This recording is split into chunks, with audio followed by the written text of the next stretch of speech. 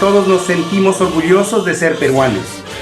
Y qué mejor que hoy día conversar sobre un tema tan importante como es el himno nacional, sobre las partituras, sobre ese símbolo que nos unifica y que hace que alborote las pasiones más intensas para ser peruanos en las diversas realidades de nuestro territorio patrio.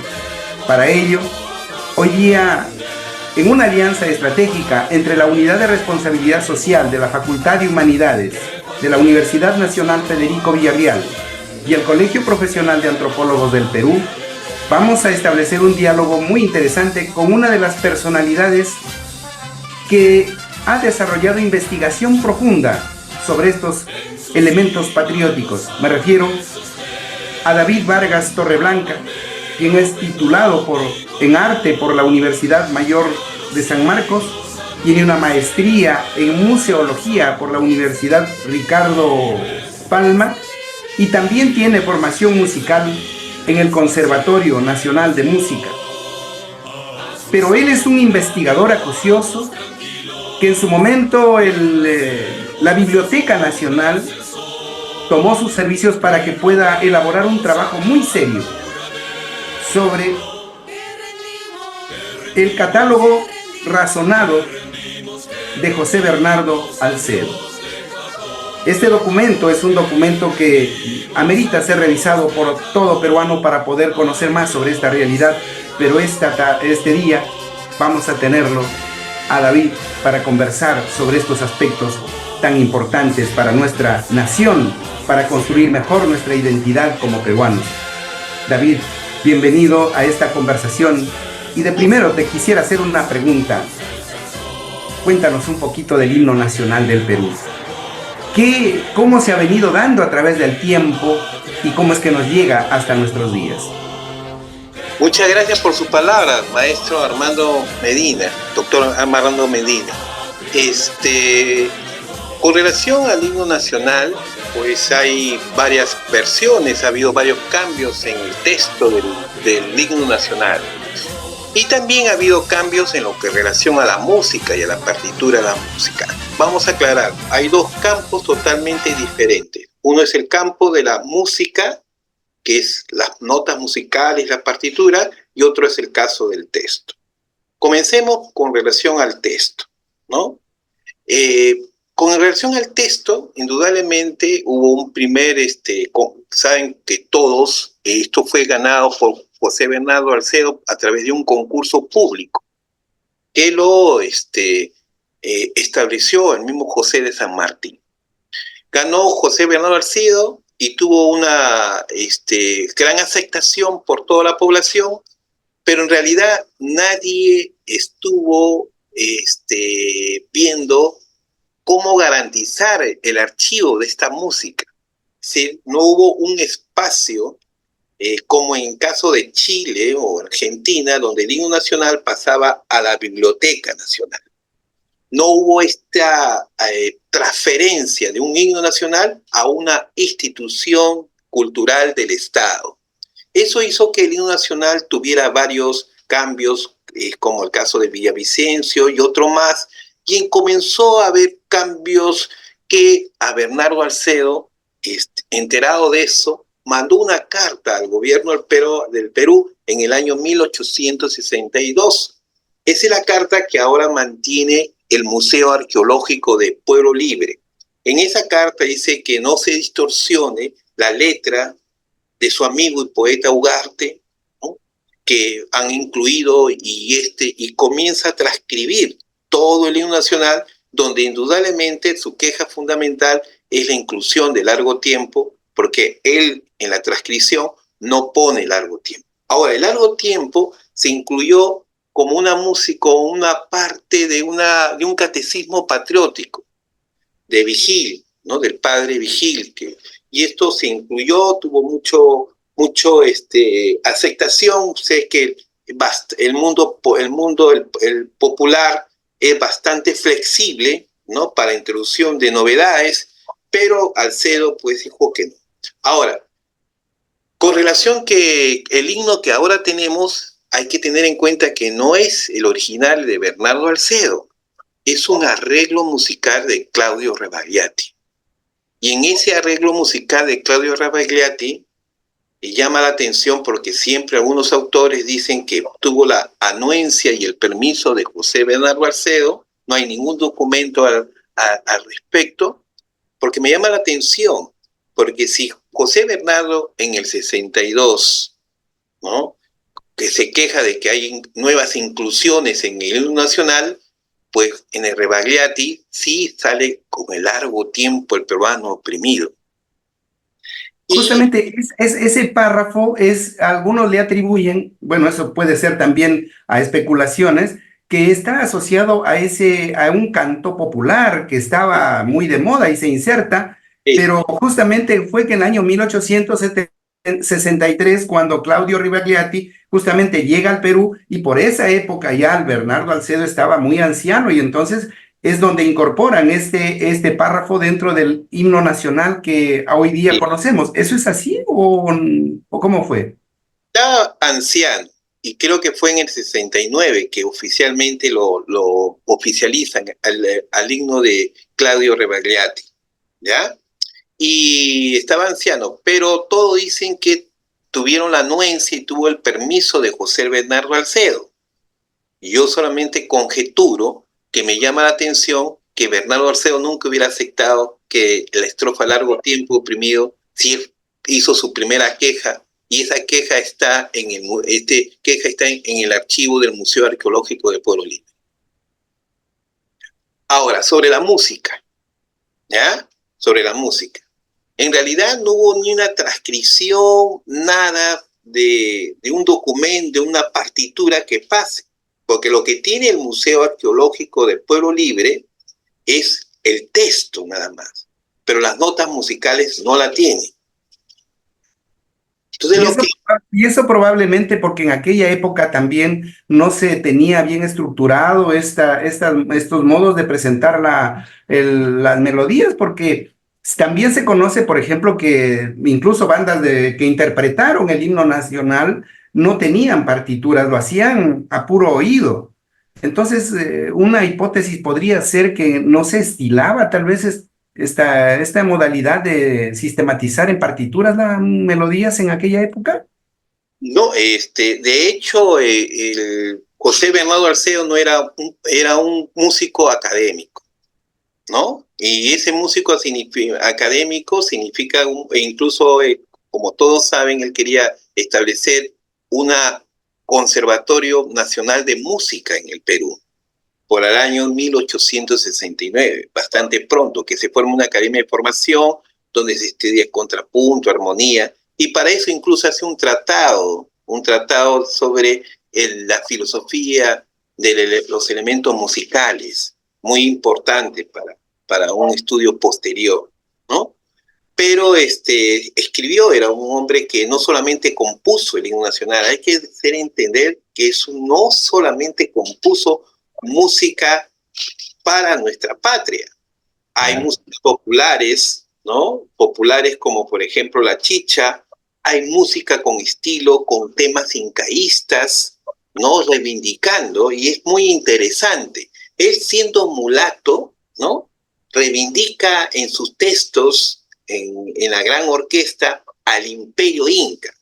Y también hay que tener en cuenta que él hace una sinfonía para San Román, uno de los primeros mestizos que llegan al poder, ¿no?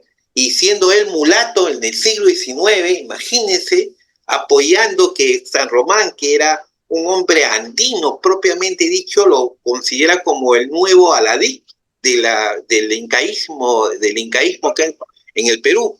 Estamos hablando de la reivindicación en el arte del aspecto inca bastante pronto en el siglo XIX, porque el incaísmo nosotros recién lo tuvimos en el siglo XX con Peleguía, ¿no? Con el gobierno de Peleguía.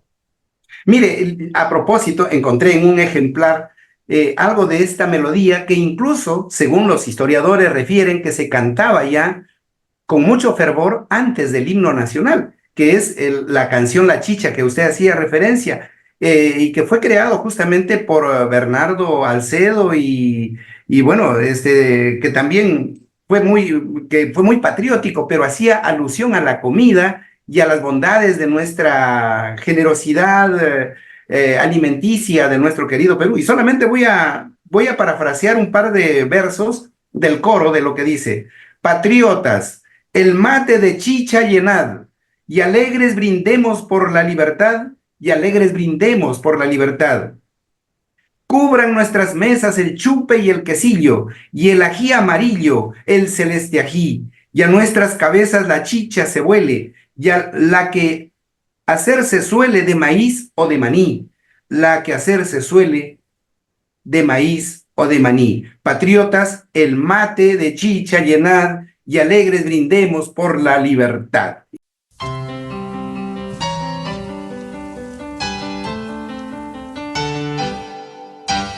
Patriotas, el mate de chicha llena, y alegres brindemos por la libertad, y alegres brindemos por la libertad, y alegres brindemos por la libertad.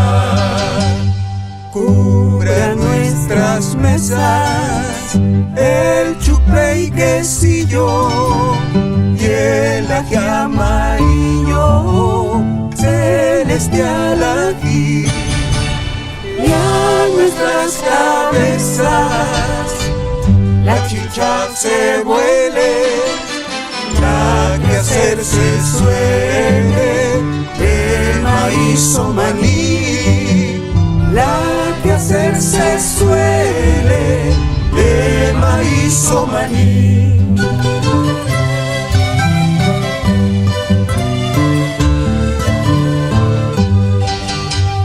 El Inca la usaba en su regia mesa, con que ahora no empieza, que sin memoria bien puede el que acaba, pedir se renueve el voto en que bebe, buen gran caporal, el voto en que bebe, buen gran caporal.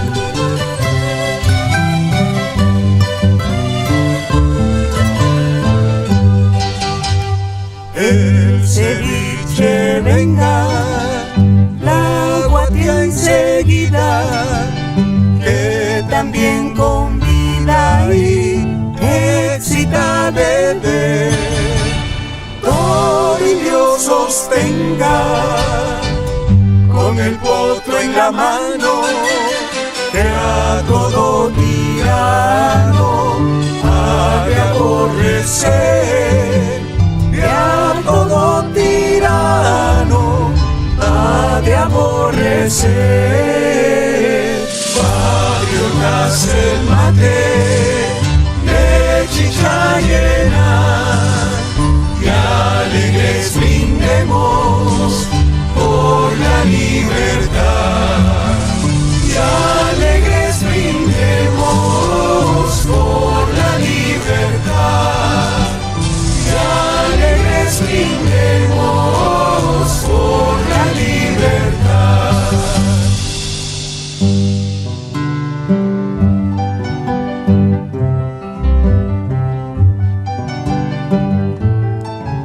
Porque es una reivindicación a partir del arte culinario, ¿no? Y Exacto. segundo, opone la sidra española con la chicha peruana. No sé, es muy, muy interesante este tipo de reivindicaciones que lo hace muy pronto con relación a algo que es muy vital en el ser humano, muy antropológico, que es la alimentación. Es una de las primeras relaciones en la cual nosotros establecemos con las personas, ¿no? Y bueno, eso es interesante, que la lucha se daba hasta los niveles de la alimentación, ¿no? Es decir, la diferencia del arte de la preparación de los alimentos. Efectivamente, Creo que todo esto nos ayuda a entender cada vez más, pero usted tenía un material muy interesante, Sí, profesor David. vamos a compartir un material que acá fundamentalmente es las diversas perspectivas que nos ofrece José Bernardo para su investigación, ¿no? Es decir, preguntarse por qué un mulato llega a ser hasta presidente vitalicio de la Sociedad Filarmónica, una sociedad criolla.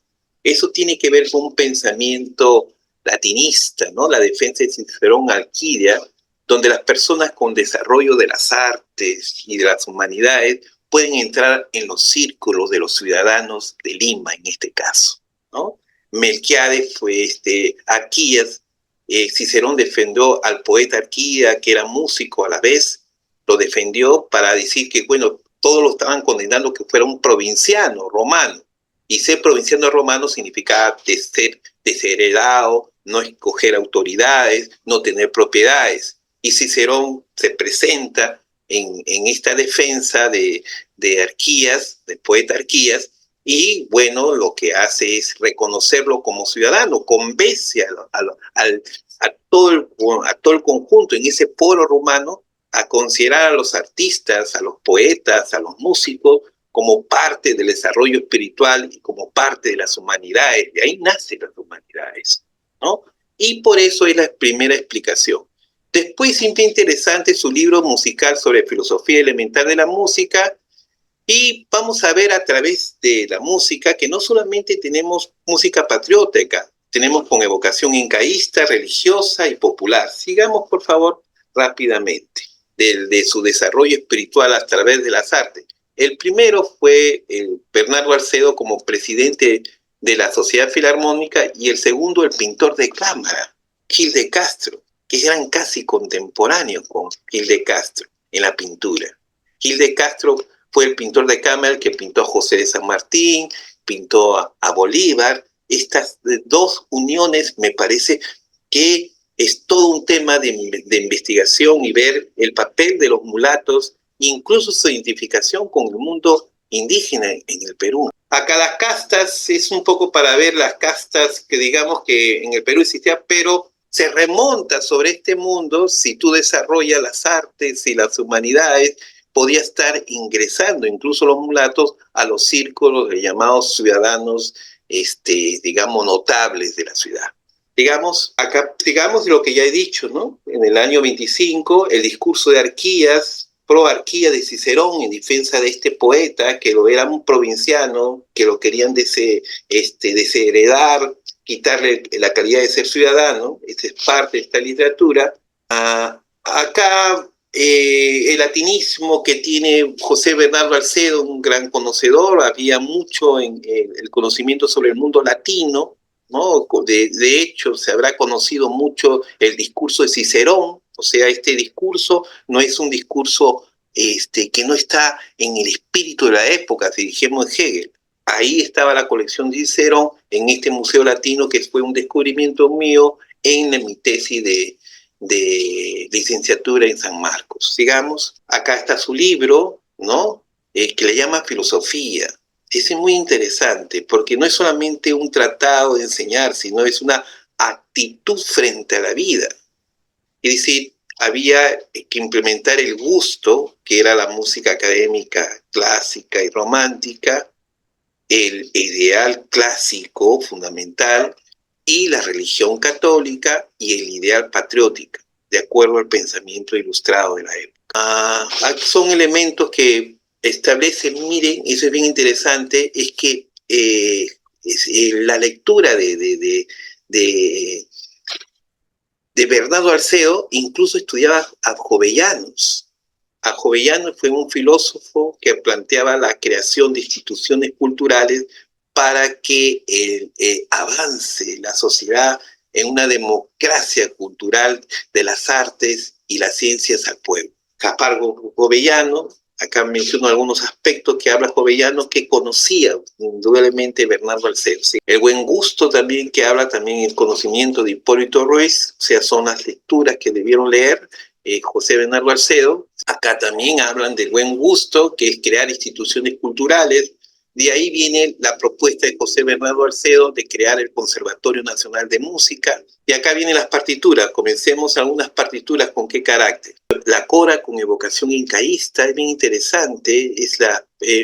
Su fuente es la destrucción del imperio inca de François Marmortel, ¿ya? Y ahí hay una parte que es la cora, es una colla que se enamora del capitán Alonso, y Alonso participa por las injusticias de que se están cometiendo contra los indígenas del Perú, participa con el emperador Atahualpa, pero hay un terremoto, la cora se abraza con Alonso, se enamoran, y de ellos nace un fruto, pero ese fruto es prohibido en la sociedad inca, y ese fruto prohibido en la sociedad inca pues implicaba la muerte de Cora y el destierro de Alonso. Pero Alonso, con toda su audacia de capitán, llega hasta Atahualpa y le pide clemencia, porque el amor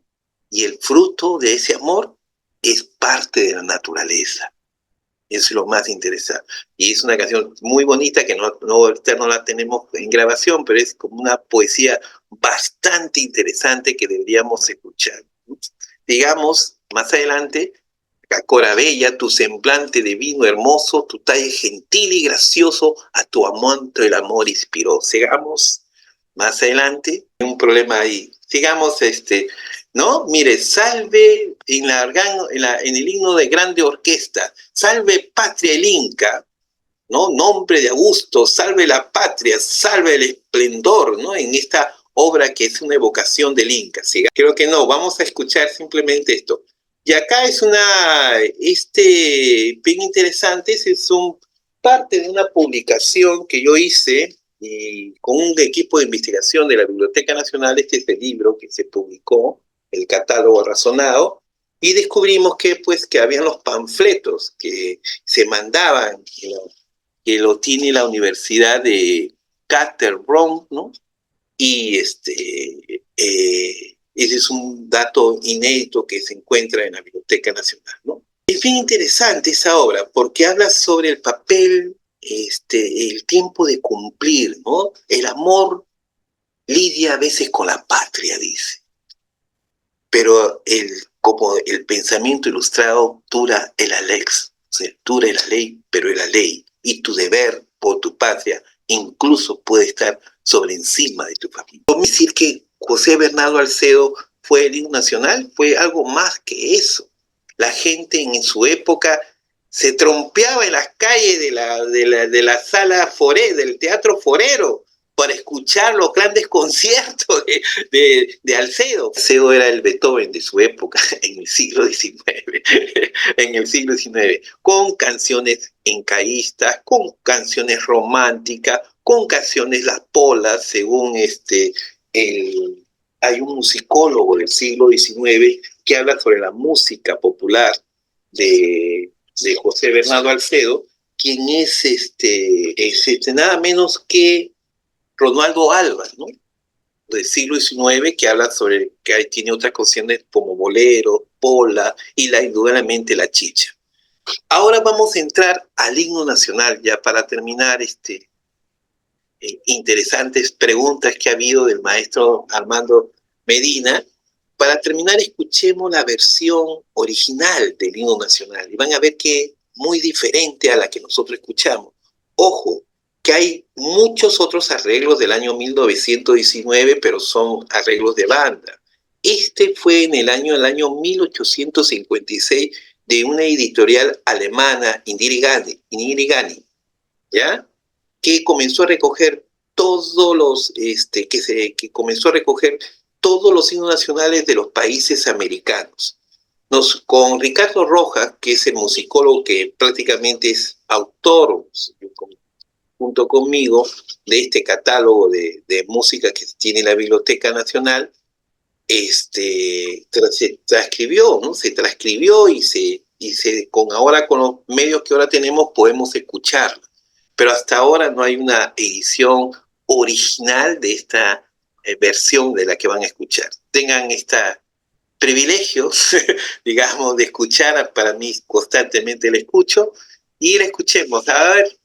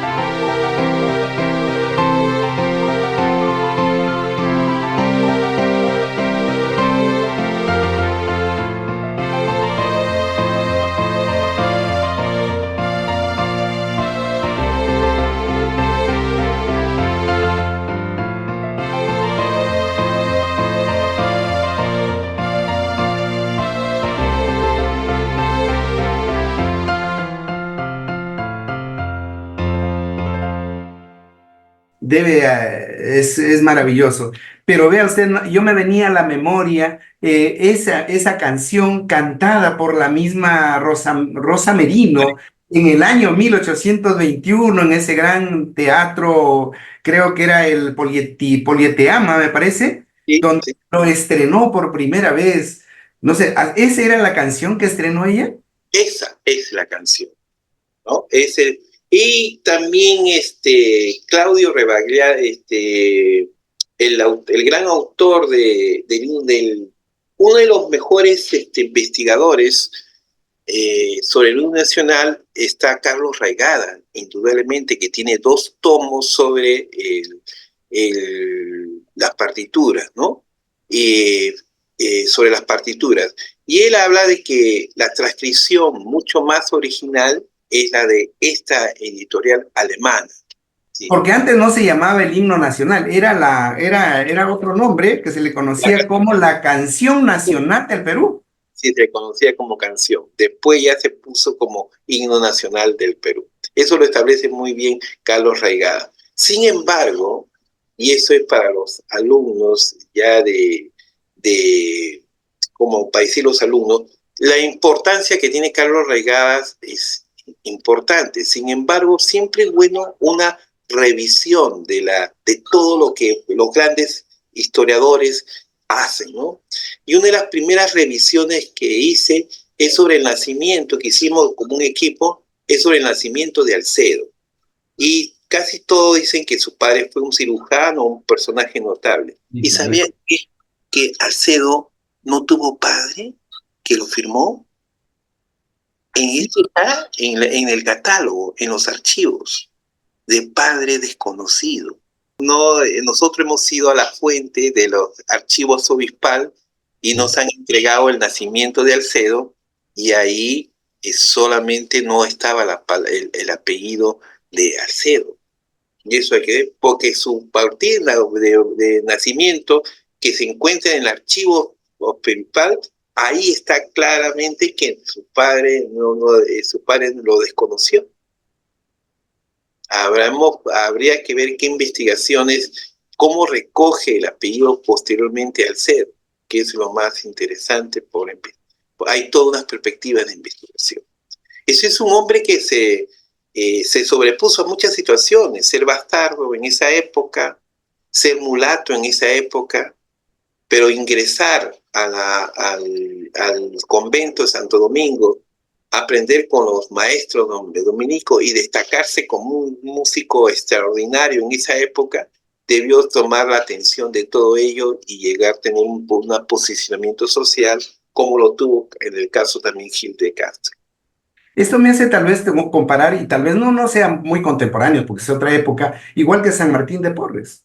San Martín de Porres fue un hijo negado también, pero terminó en un convento y bueno, llegó a ser lo que fue en su época y en su momento, Algo ¿no? así, más o menos que hay formas de que la sociedad lo incluya como parte a partir de su talento, a partir de sus virtudes, y eso tiene que ver mucho con la filosofía de evocación ilustrada que evoca la defensa de Cicerón con el poeta Arquímedes, ¿no? Y que esa literatura estaba en el Museo Latino en el Perú. Nuestro himno nacional tuvo varios cambios, entonces eso debe quedar claro que ha sufrido modificaciones, pero fue en el año de 1913 que se dio una ley para oficializar el himno nacional. Claro, por el presidente Romaña, creo, ¿no?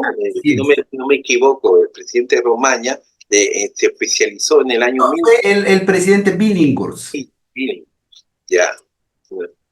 Oficializa porque ya habían varias versiones, porque en todo caso habían regiones donde entonaban eso de el párrafo que hacíamos referencia y el otro que no lo consideraba. Sí, Pero ya luego a partir de ahí se oficializa. Sin embargo, creo, si no me equivoco, en el año 2009 volvió al tapete este asunto.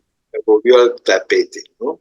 Este asunto ya se había oficializado el arreglo musical de Claudio Rebagliati, ¿no? Así. Ya se había oficializado, pero ya en el año de la época, creo que de Alan García, ¿no? Que hay toda una discusión y se vuelve a la versión original poniendo ese texto, la sexta estrofa, que viene de la época de José Bernardo Alfredo. Por Nabucco, ¿no? En Nabucco representa el espíritu, pues, de la unificación italiana por el siglo XIX. Es una música, pero no podían cantarlo, pues, en forma así apoteósica. Claro. Nabucco es muy sentimental, muy religiosa, y esta versión original de Alcedo también tiene incluso algo de barroco, tiene algo de música de las iglesias, de los coros de las iglesias. Es difícil que implementar estos gustos en una sociedad como la que ahora estamos viviendo. Y Claro. así lo mismo que le pasó a Italia, nos pasó a nosotros. Maestro, a mí me queda una duda. Tal vez usted tiene mejor explicación, porque justamente cuando se crea esta canción nacional, que fue el nombre original con la cual se le da el himno nacional antes de que fuera así oficializado, se le llamaba la Marcha Patriótica para la ciudad de Lima. Entonces, ¿por qué? ¿O cómo podría usted explicar por qué se le dio esta denominación? De hecho, algunos, como ya han dicho, que creen que Perú era Lima. En ese tiempo habrían también personajes de ese tipo de concepción. Pero no ha habido una oficialización al respecto de ponerle marcha patriótica de Lima. Exacto. Entonces podríamos finalmente, nos sentimos más orgullosos de ser peruanos cuando cantamos nuestro himno nacional por estas fiestas patrias, que es 28 de julio, pero también en algunos acontecimientos deportivos, como por ejemplo, ahí tal vez se ve o y se vive con una situación afibrada de esas contiendas donde lo cantamos con mucha emoción, o tal vez en algunos momentos difíciles que nos toca vivir como peruanos, nuestro himno nacional cae como una gota de rocío en un desierto, pues que necesita algo de aliento para poder seguir viviendo. Creo que igual sus palabras, maestro David, han caído así, como ese rocío refrescante en las memorias de todos los peruanos para podernos ilustrar un poquito más sobre este momento histórico y principalmente de nuestro himno nacional. No sé si usted tiene algunas palabras finales o algunas reflexiones finales, maestro. Bueno, sí, de hecho, se toma el himno nacional como un símbolo, pues, de identidad para todos los peruanos, ¿no? Pero creo que debemos entender la patria en un sentido mucho más, no enfocado simplemente en el lado de la defensa de la patria. Digamos, defendemos la patria no simplemente en la lucha militar, defendemos la patria reconociendo que hay un personaje que pasó todo siendo él mulato, logró hacerse, reconocerse como un gran intelectual dentro de la humanidad. Es una lucha de los grupos, digamos, mulatos, por un reconocimiento social que debió costarle muchísimo, ¿no? Y que eso ya no debe ser. O sea, no debe existir ningún tipo en esta sociedad peruana, que todavía tenemos algunos rezagos racistas. Veamos nada más nuestras artistas, nuestras atletas, que no ninguna empresa conocida la pone como modelo, ¿no? Eso es, ¿no? Entonces, imagínense, podemos hacer que hay muchos esfuerzos de parte de los grupos, que debemos ser mucho más democráticos en esta sociedad, ¿no? Está bien cantarlo, pero a decir quién estuvo en ese canto, estuvo un mulato que le costó mucho ser un ciudadano. Un mulato que tuvo posiciones políticas con relación al renacimiento del mundo inca. Un mulato que también estuvo en las acciones patrióticas de la 2 de mayo. Un mulato que también hizo una música no solamente para la independencia, sino para Junín, la batalla de Junín. Y esa música es la que debemos reivindicar o debemos conocer, verlo mucho más amplio a todos los personajes históricos, que cuando solamente queremos ver, por ejemplo, el pasado y nos quedamos viendo hay que ver que la arqueología debe unirse con la antropología para ver que hay una continuidad cultural en nuestro país. Maestro David Vargas Torreblanca, realmente este día es un día que nos ha ilustrado y le agradecemos enormemente desde la Unidad de Responsabilidad Social de la Facultad de Humanidades y en esa alianza con el Colegio Profesional de Antropólogos del Perú. Creo que hoy día nos deja un mensaje muy claro para unirnos más como peruanos sin mirar nuestras condiciones raciales, porque simplemente el hecho de haber nacido en este hermoso y bello terruño, bueno, nos hermana y nos unifica más. Gracias, maestro David Vargas Torreblanca, y quisiéramos volver a seguir conversando con usted sobre estos temas que nos hinchan el pecho para sentirnos orgullosos de ser más peruanos. Muchas gracias, maestro.